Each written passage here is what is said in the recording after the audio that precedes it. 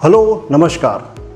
अभी तक आपने फिजिक्स के काफ़ी लॉस पढ़े होंगे, प्रिंसिपल्स पढ़े होंगे, थ्योरी पढ़ी होगी, लेकिन कभी आपने ये नहीं सोचा होगा कि फिजिक्स है क्या। मैं आपको आज समझाने जा रहा हूँ कि व्हाट इज़ फिजिक्स, कैसे ये डेवलप होते हैं, कैसे इसके लॉस बनते हैं। तो बड़ी इंटरेस्टिंग चीज़ है कि मान लीजिए दो लोग चेस खेल रहे हैं और आप दूर से खड़े होकर देख रहे हैं।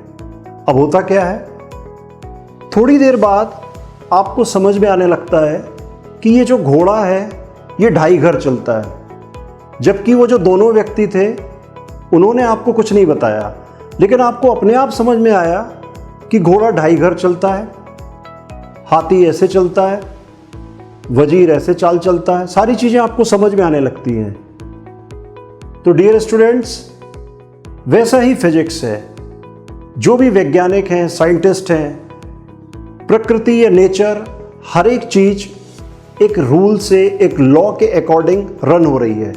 और जो वैज्ञानिक होते हैं वो ऑब्जर्व करते हैं कि ये किस रूल से चल रहे हैं, और थोड़े समय बाद आपको पता चलता है कि यही फलाने साइंटिस्ट ने लॉ दिया, जिसको आप अपने टेक्स्ट बुक में पढ़ते हैं। तो फिजिक्स का सबसे पहला स्टेप, किसी भी लॉ का पहला स्टेप है ऑब्जर्वेशन। और अगर आप बहुत अच्छी फिजिक्स जानना चाहते हैं तो आप में भी ये क्वालिटी होना चाहिए कि आपका ऑब्जर्वेशन बहुत शार्प होना चाहिए। अब आपको कुछ मैं एग्जांपल्स देता हूं कि ऑब्जर्वेशन कितना महत्वपूर्ण होता है। ऑब्जर्वेशन स्टूडेंट्स, न्यूटन ने सबसे पहले ऑब्जर्व किया कि एप्पल पेड़ से नीचे क्यों गिर रहा है, नीचे ही क्यों गिर रहा है। ये न्यूटन का ऑब्जर्वेशन था। उसके पहले कई सालों से लोग उस एप्पल को गिरते हुए देख रहे थे, लेकिन किसी ने भी उस दृष्टि से नहीं सोचा, उस दृष्टिकोण से ध्यान नहीं दिया जिससे न्यूटन ने ध्यान दिया। और आपको मालूम है कितनी बड़ी डिस्कवरी हुई ग्रेविटेशन की, ग्रेविटी की।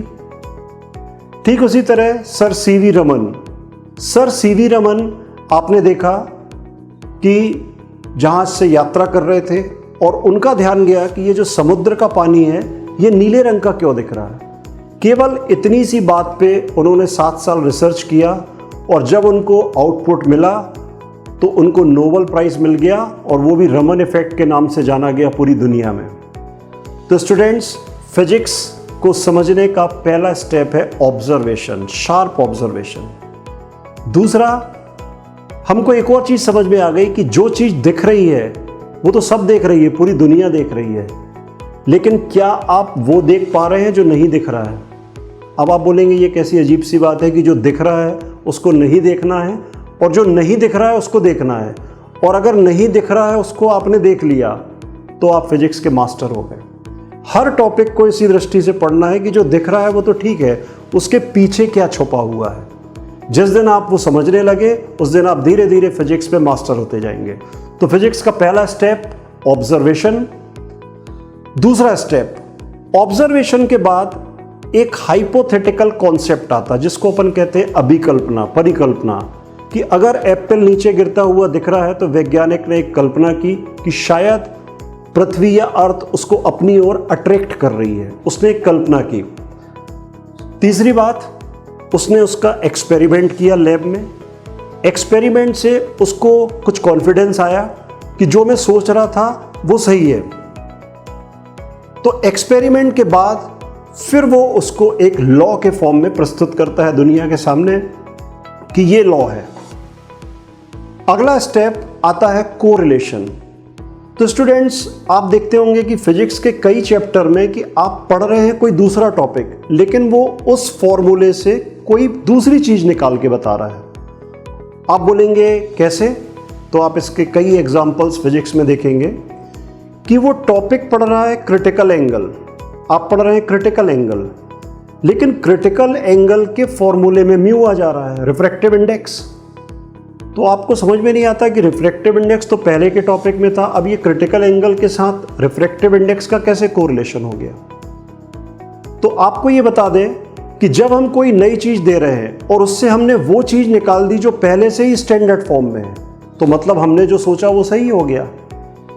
तो फिजिक्स के ये सारे स्टेप्स हैं, पहले observation, then hypothetical concept, then experiment, then final law and then correlation with other parameters, जो कि पहले से ही प्रूव्ड है। ये एक जर्नी है फिजिक्स की जो कि बहुत ही मज़ेदार जर्नी है। और अगर आप इसी ढंग से एनालिटिकल वे में हर टॉपिक को पढ़ना चाहते हैं तो मुझसे कनेक्ट होइए वीडियो के द्वारा। आप मेरे वीडियो अगर आपको पसंद आते हैं तो उसको आप लाइक करिए, शेयर करिए, सब्सक्राइब करिए। और अगर आप कुछ और जानना चाहते हैं मेरे से तो कमेंट बॉक्स में आप लिखें तो मैं उस टॉपिक से रिलेटेड वीडियो को अपलोड करूंगा जिसका आप आनंद उठा सकते हैं। Thank you.